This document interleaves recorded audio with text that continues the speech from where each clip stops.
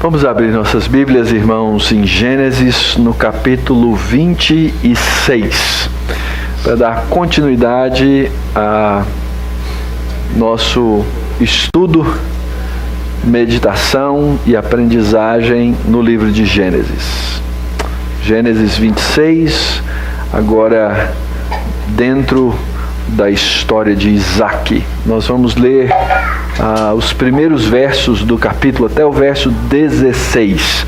Ao longo da mensagem nós vamos ler outros versos, os demais versos do capítulo, quase todo o capítulo, quase todo. Então, você tiver sua Bíblia, mantenha aberta durante a exposição para acompanhar o desenvolvimento da narrativa e da história. Leiamos Gênesis 26 até o verso 16. Sobrevindo fome à terra, além da primeira vida nos dias de Abraão, foi Isaque a Gerar, avistar-se com Abimeleque, rei dos filisteus. Apareceu-lhe o Senhor e disse: não desças ao Egito. Fica na terra que eu te disser, habita nela, serei contigo e te abençoarei, porque a ti e à tua descendência darei todas estas terras, e confirmarei o juramento que fiz a Abraão teu pai.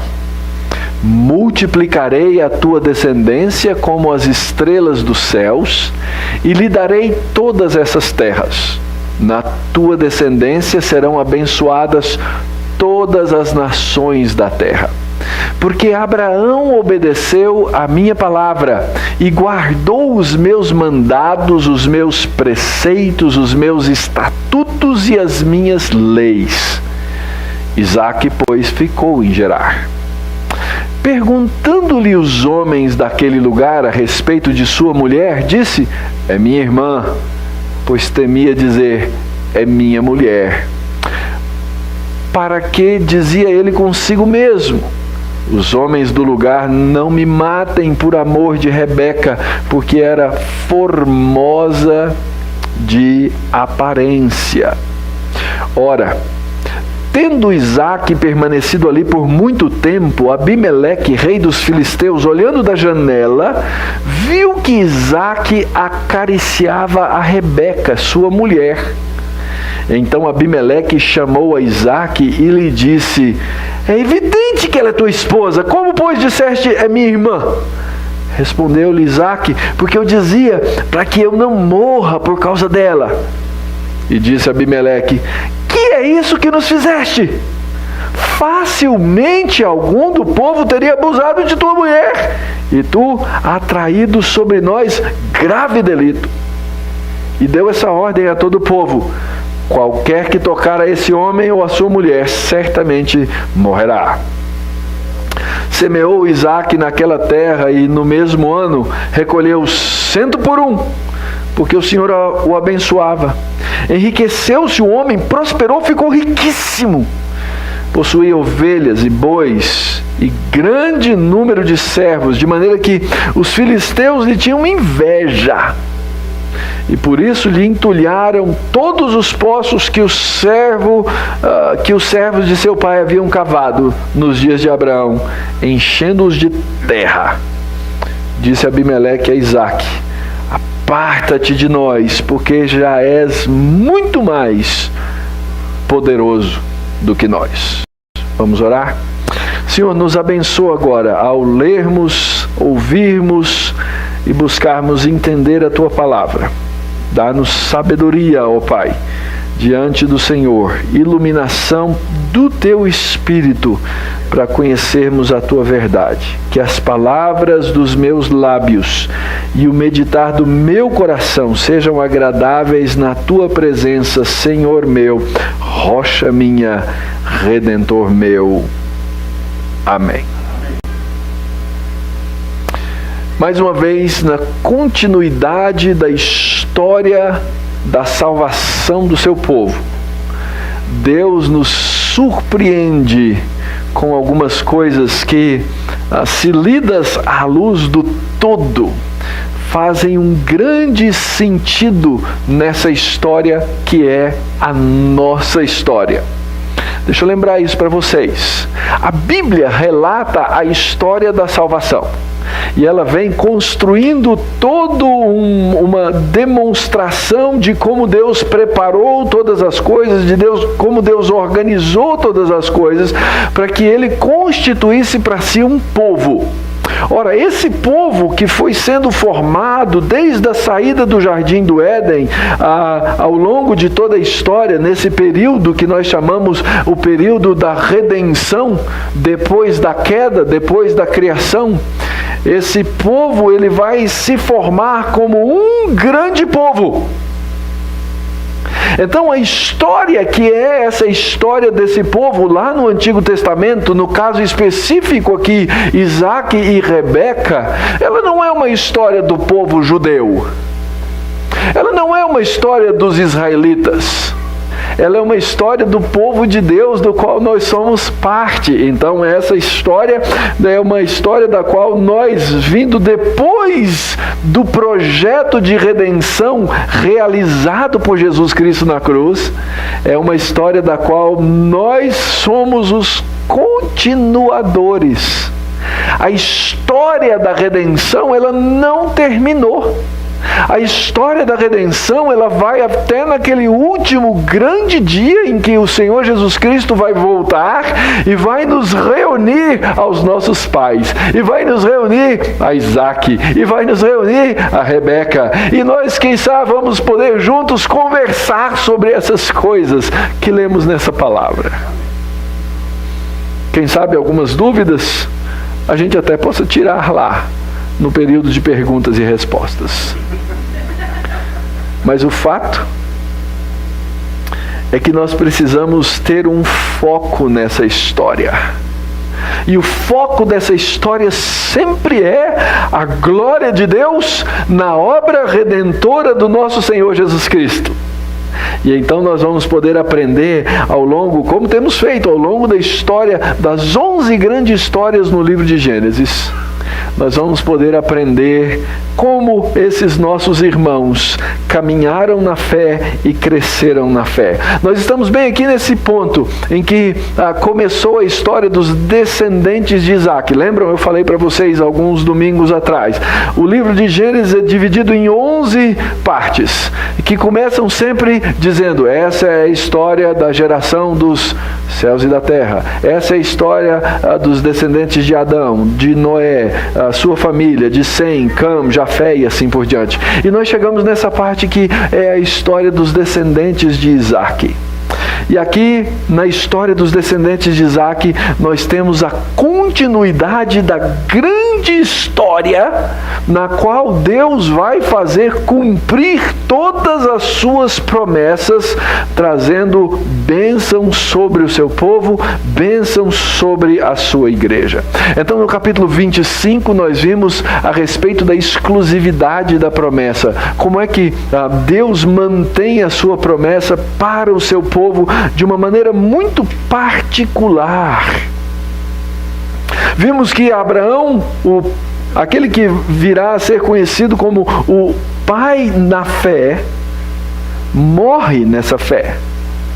Vimos que o filho ilegítimo de Abraão tem também os seus descendentes na terra, e isso dá uma continuidade àquele primeiro evangelho que nos foi pregado lá em Gênesis capítulo 3. Os teólogos gostam de inventar palavras bonitas para definir a teologia. Nós chamamos então essa parte, esse primeiro evangelho em Gênesis capítulo 3, de proto-evangelho. Que bonito, né? Primeiro evangelho. Por quê? Porque Deus ali prega o evangelho. E ele prega o evangelho em Gênesis capítulo 3 para quem? Para os nossos primeiros pais. Para Adão e Eva. Eles são os dois primeiros a ouvir o evangelho. E eu tenho evidências, pelo menos eu creio ao longo da escritura, que eles são os primeiros a aceitar o evangelho da graça. E eles creem na promessa, mas junto com o Evangelho vem uma mensagem de morte. E ali então em Gênesis capítulo 3, Deus fala da distinção de duas sementes. A semente da mulher e a semente da serpente. E a história dessas duas sementes, ela é presente ao longo de toda a história da revelação. Então a história da semente da mulher e a semente da serpente se mostram depois nos filhos de Deus e nas filhas dos homens, depois se mostram na divisão entre os filhos de Noé, depois se mostram nas características da semente da serpente em Moabe e Amon, depois se mostra na divisão entre Ismael e Isaque, mais adiante Jacó e Esaú e assim por diante. E o que nós vemos aqui no capítulo 26 é um texto dividido em 3 partes que mostra esse conflito de sementes. Que mostra esse conflito que os homens que são chamados e que são servos e que amam a Deus sempre vão enfrentar. Então, aqui uma primeira coisa a respeito da verdade do Evangelho que nós precisamos deixar marcada. Crer no Evangelho, receber o Evangelho, receber a Jesus Cristo e receber a salvação não vai nos livrar de conflitos. Se você porventura chegou nessa igreja ou qualquer outra igreja que você tenha ido e alguém lhe prometeu, venha para cá porque aqui você não vai ter conflitos, sinto dizer, mentiram para você. Mentiram para você, porque essa não é a realidade do Evangelho. Aliás, o texto começa dizendo que houve um problema, a história começa com um grande problema, com um drama. No versículo 26, capítulo 1, ele diz assim: houve uma grande fome na terra. Houve uma grande fome. E eu não sei se nós chegamos a conhecer o real significado de uma fome na terra. A fome na terra é quando as coisas ficam escassas a ponto das pessoas morrerem de fome. A gente usa essa expressão, eu estou morrendo de fome. É a expressão mais abusada por nós, né? Eu estou morrendo, não está morrendo nada, tem muita gordura aí para queimar ainda. Fala sério. Tem muito tempo para viver, mas a gente é dramático, né? Eu estou morrendo de fome, né? E aí a gente entra naquele prato cheio de calorias e carboidratos. Mas a exceção disso, o fato é que houve uma grande fome na terra. E essa é a primeira história do nosso capítulo. E ela termina com uma cena de abundância. Houve fome, mas houve abundância. Começa mostrando de novo, né, os teólogos inventando as suas palavras, uma teofania, uma aparição de Deus. Deus aparece a Isaque. Depois tem uma história no meio, que é uma história de violência. A primeira acontece em Gerar, a segunda acontece fora no ribeiro, no vale de Gerar. E depois uma terceira história, que é a história de um novo conflito, que agora é em Berseba e que começa de novo com uma teofania. Aparece de novo com uma aparição de Deus a Isaque. Então nossa história é dividida nessas 3 partes. Vamos entender cada uma delas, vamos ver como elas se conectam e o que é que nós podemos e devemos aprender a partir delas. Primeira coisa que a gente aprende nessa primeira parte é que há uma clara continuidade da bênção que foi dada por Deus a Abraão. Há uma clara continuidade de que essa bênção agora virá para o seu filho Isaque. O seu filho Isaque será abençoado. Deus havia dito que Abraão seria uma grande nação. E dentro desse cenário de desespero, é de se parar e pensar, Isaque pensar assim, mas será mesmo? As pessoas estão literalmente morrendo de fome. E a situação é tão séria que ele sai da sua terra e vai para uma outra terra, porque lá já não tinha mais comida para ninguém. Ele precisou sair do seu lugar, ele precisou sair da sua zona de conforto, ele precisou sair do lugar onde a sua família já tinha se habituado com as coisas, para ir para uma outra terra, porque a fome era algo terrível. A fome aqui é um cenário de desespero, e a fome aqui representa muitos dos cenários pelos quais nós, porventura, venhamos a passar. Quando ele se encontra nesse momento, provavelmente, pelo que o próprio texto diz, a intenção era descer para onde? Para o Egito. Por quê? Porque o pai dele, quando teve uma grande fome, foi para onde? Para o Egito. Porque o Egito era conhecido por ser um celeiro. Eles precisavam aprender lá no Egito a guardar comida. Porque no Egito havia a seca, a cheia do rio. Quando vinha a cheia do rio, eles plantavam, colhiam e guardavam. Isso vai se repetir depois lá na história de José. Na história de José. Então ele deveria descer. No meio do caminho, Deus aparece para Isaac e fala assim: Isaac, não vai. Não desça. Eu confirmo as coisas que eu já disse ao teu pai, e agora eu exijo de você uma obediência. Essa é uma coisa que às vezes a gente não entende muito bem na história da graça. E isso é o que faz muitas vezes com que pessoas entendam e pratiquem uma graça barata. Não, eu fui salvo pela graça, Jesus me deu todas as coisas, eu já recebi todas as coisas, então agora eu posso ficar aqui, fazer o que eu quiser, porque não tem quem roube a minha salvação, não tem quem me tire a salvação. Nós lemos as Escrituras de uma maneira perversa, pregando uma graça barata, acreditando numa graça barata e achando que Deus não requer do seu povo obediência. É só você voltar na história de Abraão. Lembra da história de Abraão? Abraão, vou te dar um filho. E ele demora 25 anos esperando o filho. Quando Deus dá para ele o filho, o que Deus pede dele? O filho. E quando Deus impede que o próprio Abraão sacrifique o filho, quais são as palavras que Deus diz? Ele diz: agora eu sei. Agora eu sei porque você me obedeceu. Queridos, Deus nos chama a uma vida de obediência. Deus diz para Isaac: Isaac, não vai para o Egito. Eu sei que você está passando fome, mas eu vou cuidar de você.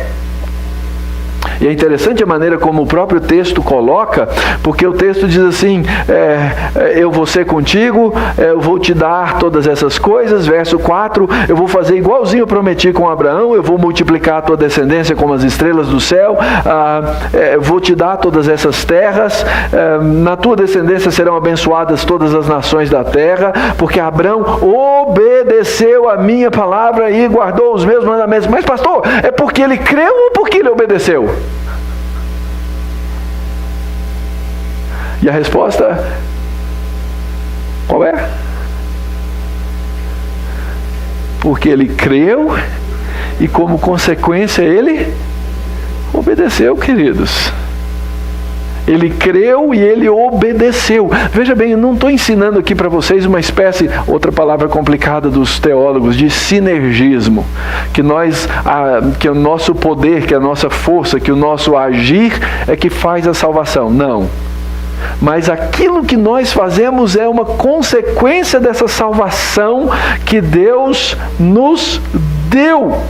E Deus diz isso para Isaac exatamente para que ele entenda a necessidade da obediência. Ele diz: fica na terra que eu te disser, habita nela e eu serei contigo. Deus está dizendo assim: eu estarei contigo, mas ele diz assim: obedeça para que eu esteja contigo. É quase condicional. Obedeça porque eu vou te abençoar. E o verso 6 então encerra essa parte dizendo assim: Isaac, pois, ficou em Gerar. Ele deve ter pensado um mundo de coisa. Gente, vou perder meu rebanho, os campos aqui estão secando, esse pessoal é perigoso. Esse rei Abimeleque já apareceu, os pais dele já apareceram anteriormente na terra. Pode ser uma situação perigosa. Eu estou com medo, porque eles eram tribais. E quando uma tribo entrava na terra de outra tribo, ou ele tinha força e poderio militar e econômico para se manter, ou os outros faziam o quê?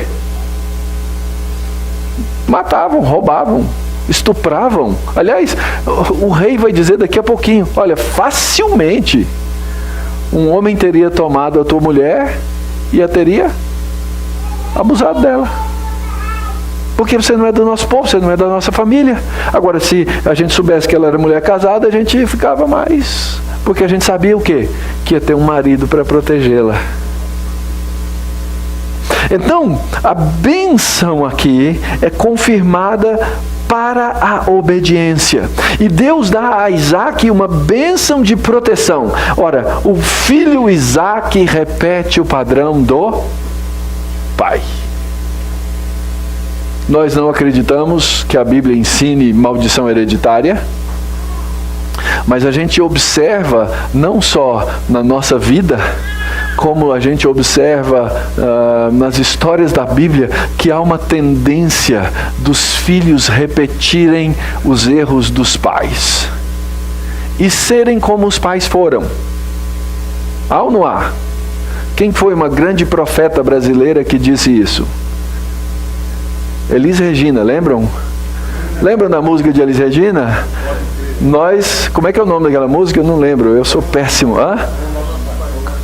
Como os nossos pais, né? A gente quer mudar tudo, mas ainda seremos, pois infelizmente Isaac repetiu o padrão do pai. O que aconteceu? Aconteceu que ele teve falta de fé.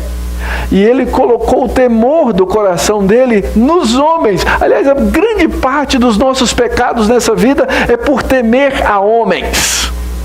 Grande parte das mentiras que são contadas no mundo é porque nós temos medo de que o outro faça alguma coisa. Então a gente encoberta algo em função de uma mentira. E aí então, esse que havia aprendido com o padrão do seu pai, repete o padrão do pai.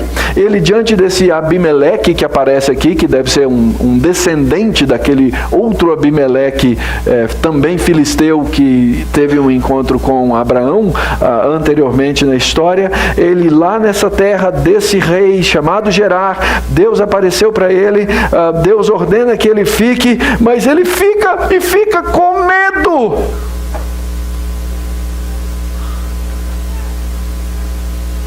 Parece um retrato daquilo que nós somos, irmãos. Temendo aos homens, deixamos de temer a Deus. Deixamos de temer a Deus. E ele aplica uma mentira. O que ele faz? Olha, ela é minha irmã. Porque aí os caras podiam me matar para ficar com a minha mulher. Ele estava defendendo quem? E ele estava colocando quem em risco? Foi como é que a gente chama isso? Foi um covarde.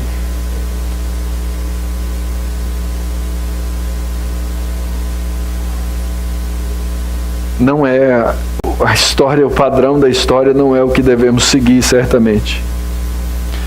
E o texto faz um jogo de palavras interessante. Diz que um dia, da janela, então estavam na cidade de Gerar, o rei observou Isaac isaqueando. É isso aí que diz. Lembra o que significa a palavra Isaac? Rir, gracejar. No texto hebraico você vê na hora. Isaac estava isaqueando.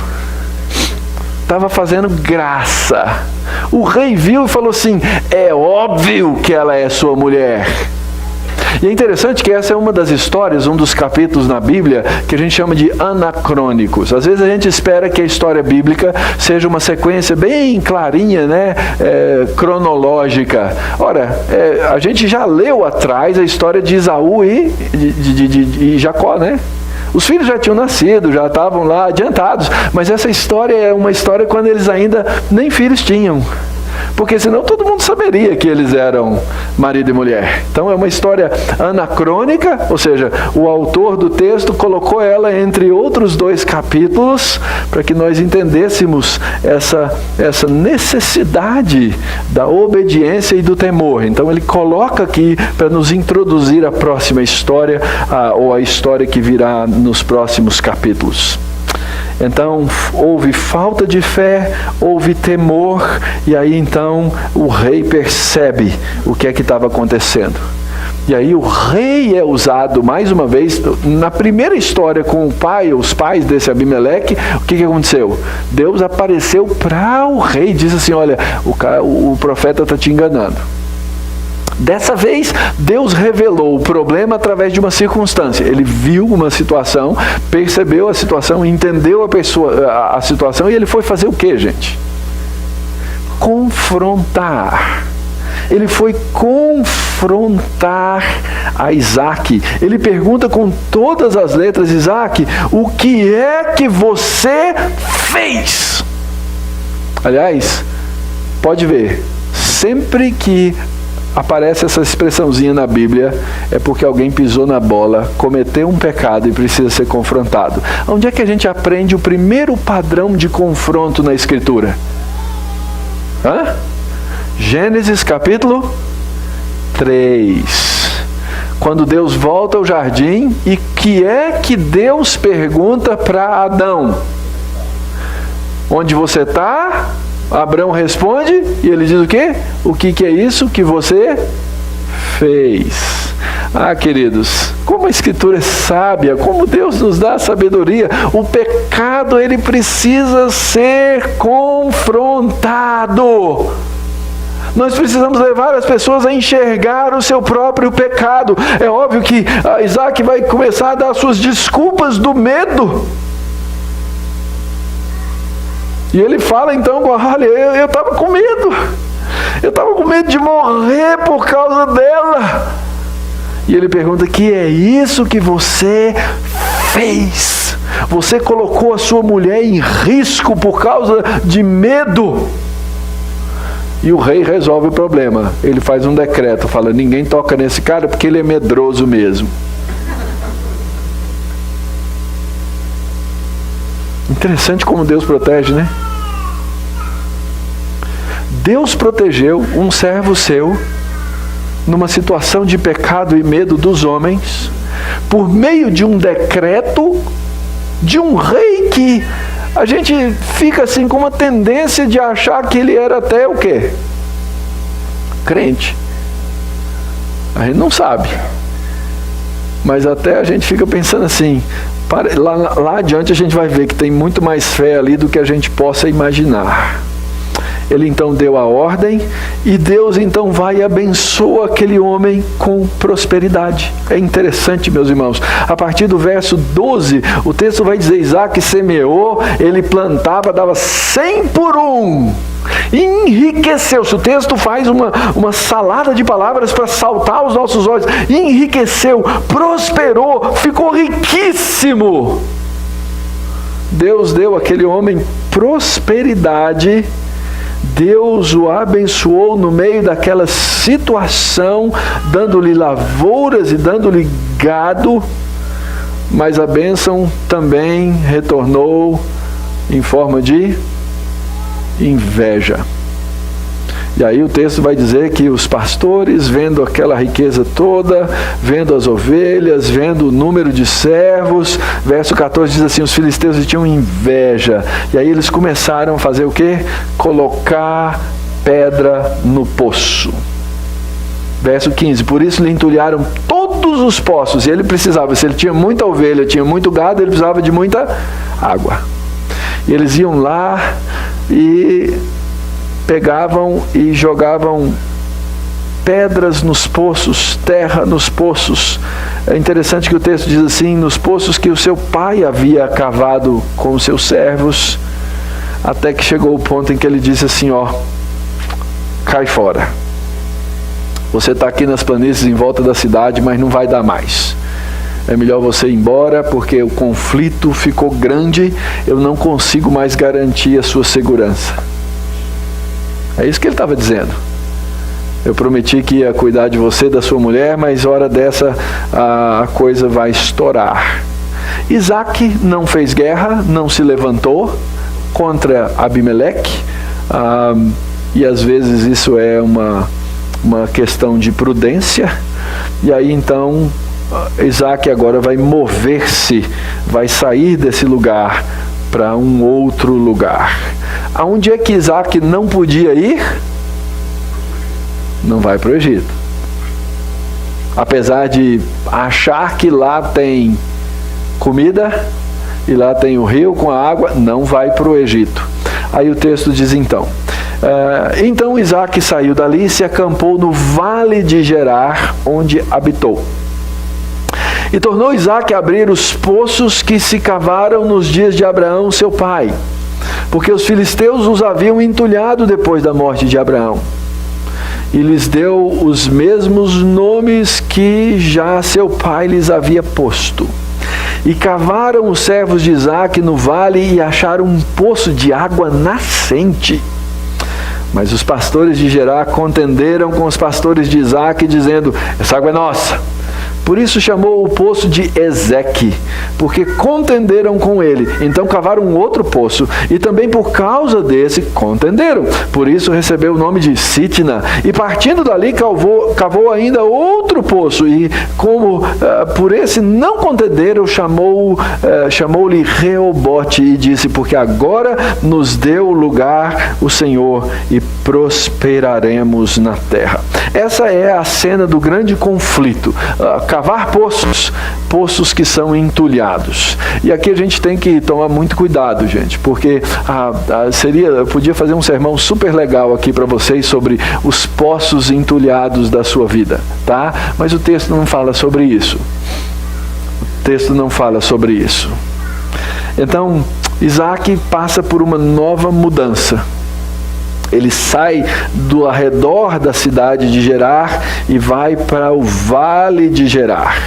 E aí ele dá um novo ato de fé. Ele diz assim: Deus nos deu essa terra, Ele havia prometido. Então ele vai, acha os poços históricos que seu pai já havia cavado e que haviam sido por ali esquecidos.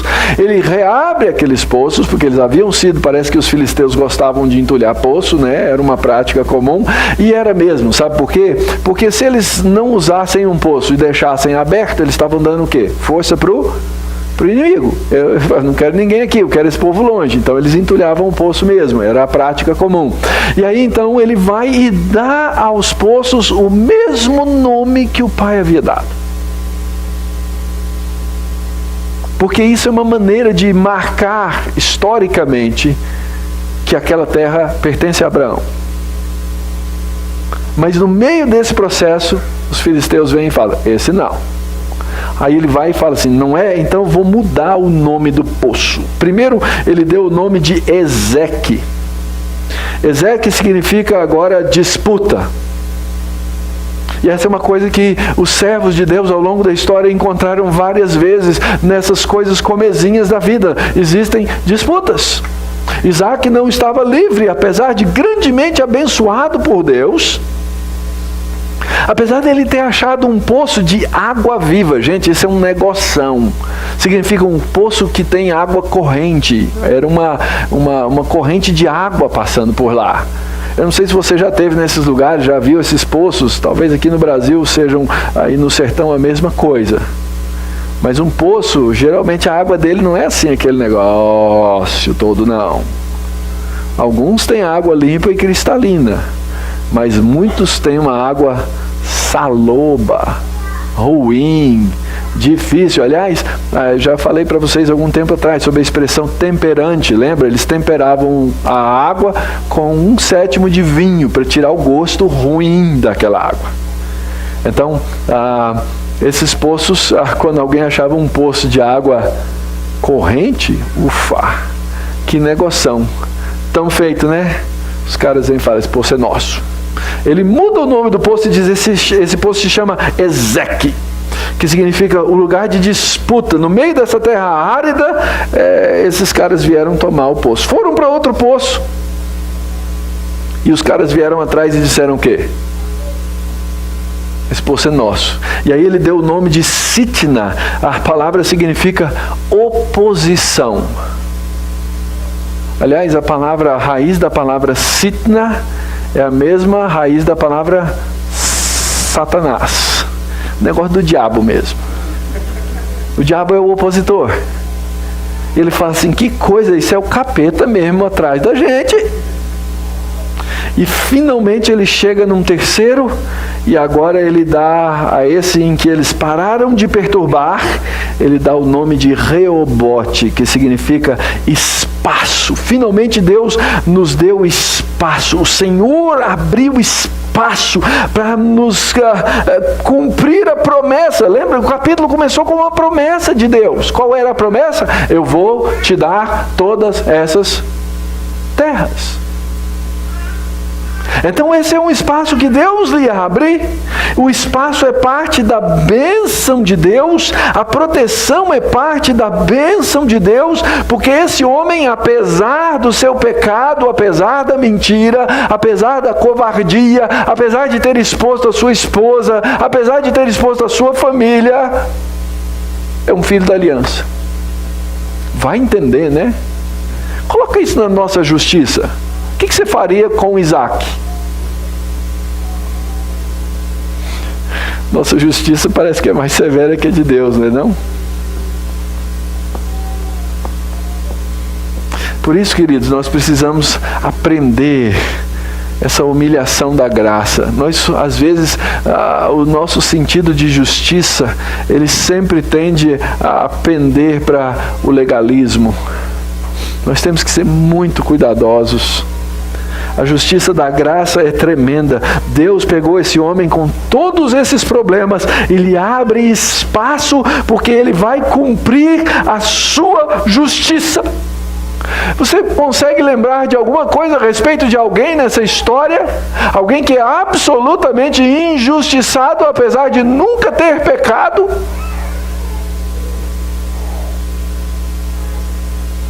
São lampejos ao inverso.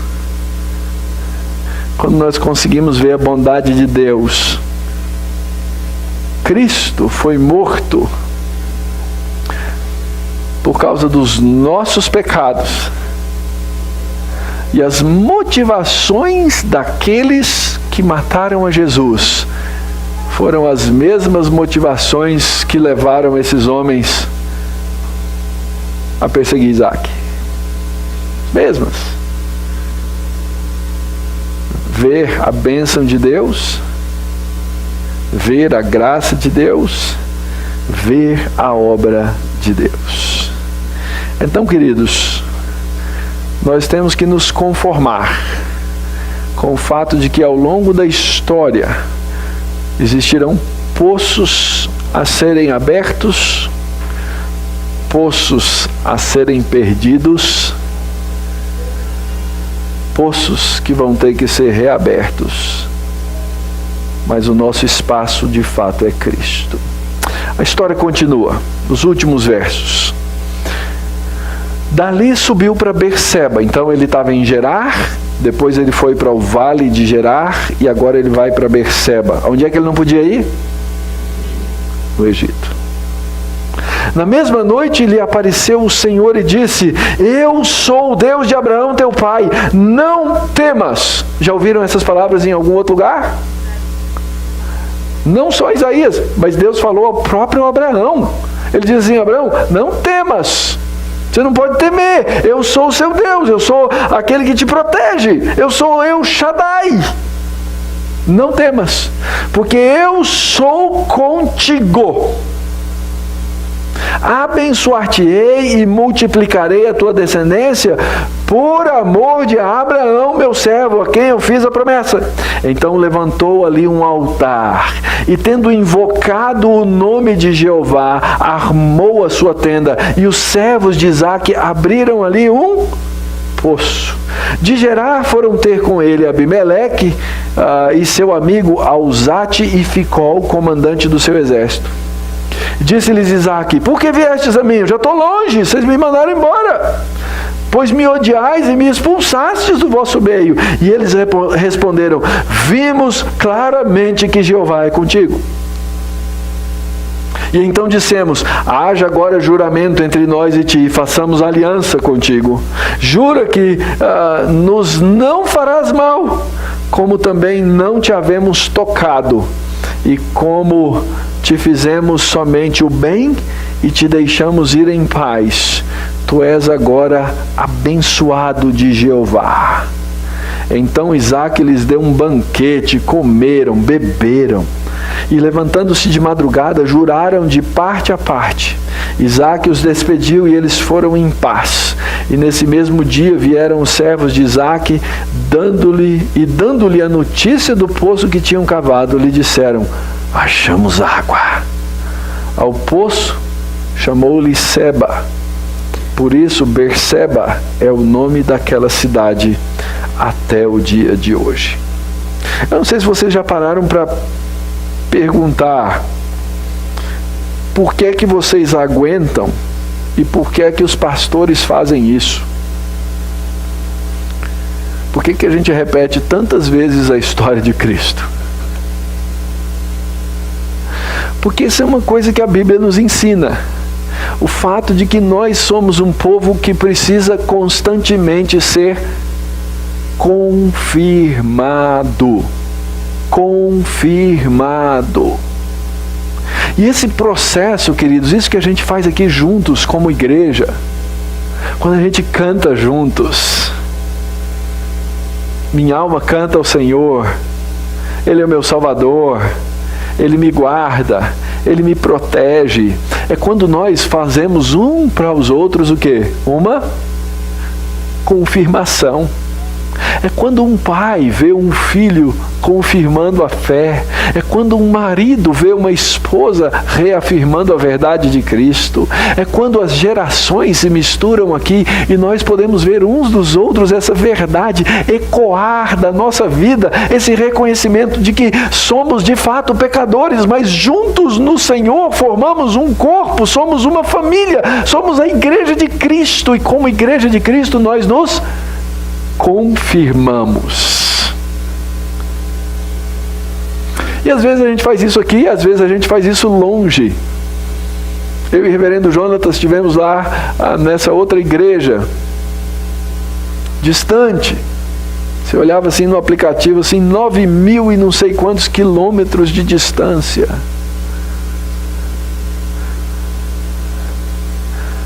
E aquele povo cantava as mesmas coisas que nós cantamos. Aquele pastor pregava as mesmas verdades na mesma Bíblia que nós cremos. E uma congregação de 1.000 pessoas reafirmava uns aos outros que Cristo é Redentor, que Cristo é Salvador, que Deus é providência, que Ele cuida do seu povo. Ah, queridos, quando você deixa de vir aqui para essa confirmação, você deixa de receber bênçãos imensas. Você esquece, você larga de lado uma confirmação tão importante. Então, na terceira parte da história, Deus mais uma vez aparece e confirma. Ele diz assim, na primeira parte Deus já disse: olha, eu sou Deus do teu pai, Abraão. Ele chega aqui e diz assim: eu sou o Deus do seu pai. Eu prometi abençoar o seu pai, esse Abraão, que é meu servo. E eu estou aqui para confirmar isso para você e os seus descendentes.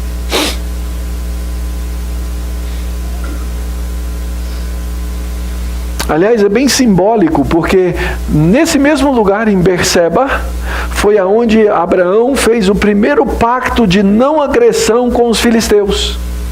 Está lá no capítulo 21. São emblemas que vão lembrando a gente dessas coisas. Deus confirma a herança da bênção de Abraão para o seu filho. Eu sou o Deus de teu pai. A bênção não ficou limitada a ele. Aliás, esse título é belíssimo no texto. Eu sou o Deus do teu pai. Uma expressão usada para os patriarcas de maneira geral. Eu vou te abençoar. Essa bênção aqui, ela incluía a proteção, ele poder conviver com a sua esposa e ter filhos, ter um campo que produziu a 100 por 1, ter gados, ter servo, agora ter água. E ela implica num triunfo sobre os inimigos. Tudo isso num plano terreno, e tudo isso ilustrando aquilo que Deus diz que vai dar ao seu povo. E aí então, diante da confirmação, vem aquilo que se espera do povo de Deus, que é a adoração.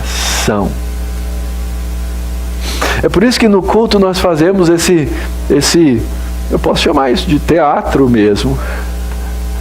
Mas é um teatro no qual nós somos personagens. Nós não somos aqui meros espectadores de alguma coisa que acontece num palco. Aliás, toda essa nossa reunião aqui é um palco.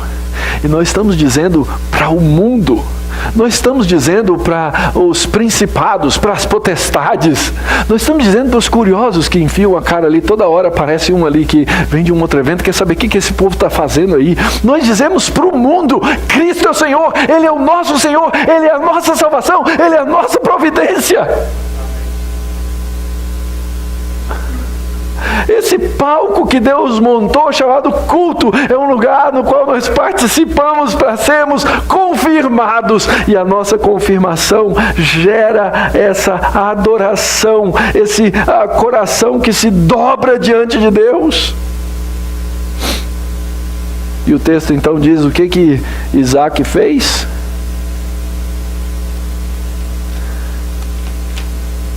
Ele faz um altar. E quando ele faz um altar, aonde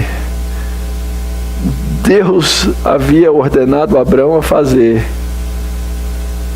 verso 25, ele adora o Senhor, e ele é confirmado. E Deus mais uma vez lhe dá a bênção da proteção, e no final do capítulo, a bênção da prosperidade. O Senhor está com você. Isso faz uma coisa interessante, queridos. Ele faz com que aqueles que são de fora, esse Abimeleque e o povo dele, falem assim, olha, não tem jeito. Deus tem que estar com esse cara. E é o seguinte, eu estou com medo desse Deus dele. Então melhor eu ir lá fazer um tratado de paz. Eles vão lá, Isaac recebe os indivíduos, diz que o rei veio, trouxe uma entourage, né, um comitê lá, trouxe o seu amigo. Quando, se vem um rei, vem um amigão dele, o texto fala isso, né? É porque o negócio era sério. E ele fala assim, nós vimos que Jeová está contigo. Vale pra gente, queridos? Tem gente que pega a história bíblica e distorce de um tal jeito e fala, então Deus vai me fazer rico, Deus vai me dar isso. Deus... Não é essa a bênção. Não é essa a bênção. A bênção que Deus nos dá é a bênção da proteção. A bênção que Deus nos dá é a bênção do sustento. A bênção que Deus nos dá é a bênção da comunidade dos fiéis que ao redor do mundo pregam a sua palavra para a honra e para a glória de Deus.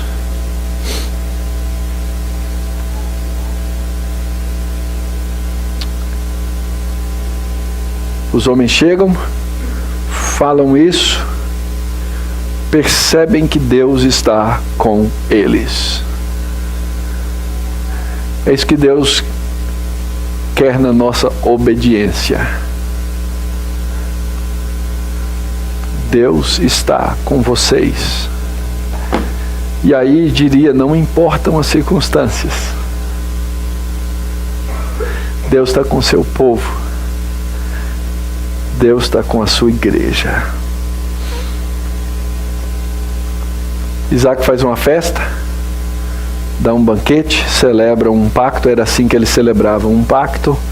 E aí no finalzinho da história, eles vão embora de madrugada e os servos vêm e aparecem dizendo: achamos água. Se tem água, não tem fome. Deus nos salvou mais uma vez, mais um poço. Quantos poços? Deus sempre vai nos abrir o canal do sustento que nós precisamos para continuar a obra para a qual Ele nos chamou. O que faremos então, queridos? Primeira coisa que nós precisamos lembrar, que esse Deus imutável, esse Deus que nos dá uma salvação que é incondicional, Ele é um Deus que requer de nós a obediência. O Deus imutável, a salvação condicional e as bênçãos da obediência. Deus quer te abençoar na obediência. Não adianta você querer dizer assim: Deus, é o seguinte, eu sei que o Senhor é um Deus tão gracioso e eu vou passar a minha vida aqui, a minha história aqui, testando para ver se o Senhor é gracioso mesmo. Então hoje eu vou pecar mais uma vez, vamos ver se o Senhor é fiel mesmo. Que vidinha medíocre. É o contrário. Deus, o Senhor é fiel, a salvação é incondicional e o Senhor quer me abençoar na obediência. Então, querido, obedeça por graça, obedeça por gratidão, obedeça como resposta, porque Deus espera a obediência dos seus filhos.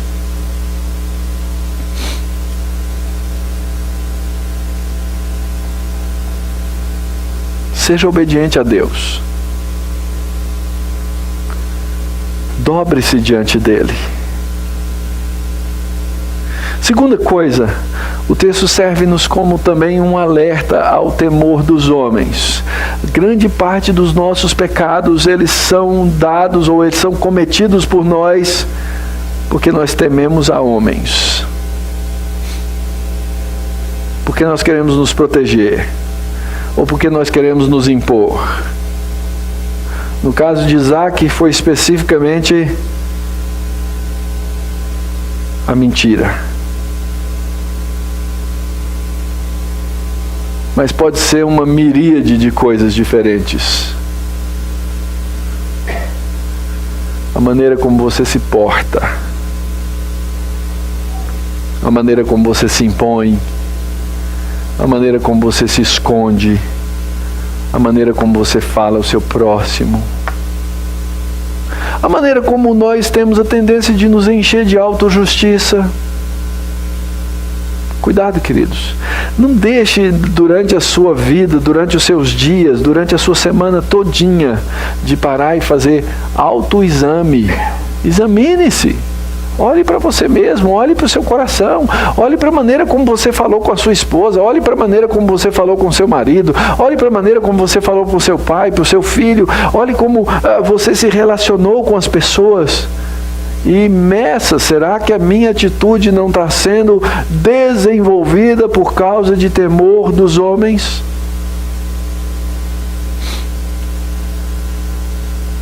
Terceiro lugar, coloque as suas expectativas no lugar certo. Podia ser que no primeiro episódio Deus tivesse dito assim: olha, eu sou contigo, eu sou o Deus do teu pai Abraão. Seu pai Abraão cumpriu minhas leis, meus mandatos, meus estatutos, meus juízos. Abraão foi um cara supimpa. Cara legal.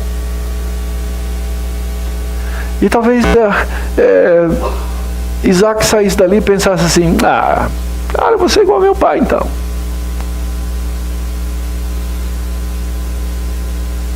Vou obedecer tudo, não vou pecar, e já vou receber agora todas essas bênçãos. Expectativas erradas. Aliás, a primeira coisa, depois de Deus ter dito: Abraão, teu pai, eu vou te abençoar, eu quero que você me obedeça. Abraão, teu pai, obedeceu meus juízos, mandatos, estatutos, etc. A primeira coisa que Isaac faz é o quê? Mentir. Tenha as expectativas certas. Mantenha a fé, mesmo quando o poço estiver entupido, mesmo quando as coisas estiverem problemáticas. E quando isso acontecer, querido, aprenda a celebrar a graça, não a culpa. Esse é o problema de muitos de nós cristãos. Nós somos aqueles que lembram, levantam, fomentam, abraçam a culpa. Não faça isso. Abrace a graça. Deus te chamou para a obediência debaixo da graça. Então você pecou, você faz aquilo que a Bíblia diz que você tem que fazer. Vai, confessa, diz a Deus, recebe o perdão, eu estou perdoado e eu não quero fazer mais.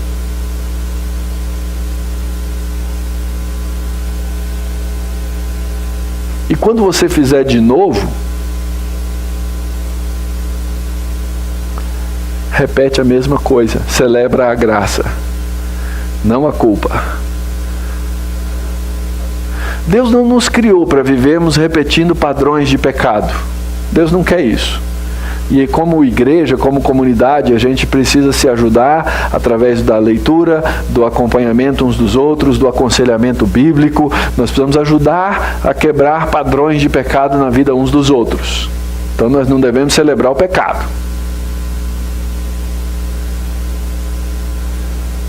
Mas ao mesmo tempo, nós não podemos ser esse povo que coloca o padrão de pecado de tal maneira que a gente esqueça de celebrar a graça de Cristo. E por último, querido, lembre-se disso. A história da redenção é a sua história. A história da redenção é a minha história. A história da redenção é a nossa história. Nós somos esse povo. Nós somos esse povo chamado para confirmar uns aos outros, celebrar uns com os outros e firmes caminharmos a nossa jornada da fé. Você acabou de ouvir uma mensagem bíblica aqui da nossa igreja, a Igreja Presbiteriana da Barra Funda. Nós nos reunimos todos os domingos para adorar o Deus Criador e ouvir a palavra de Deus.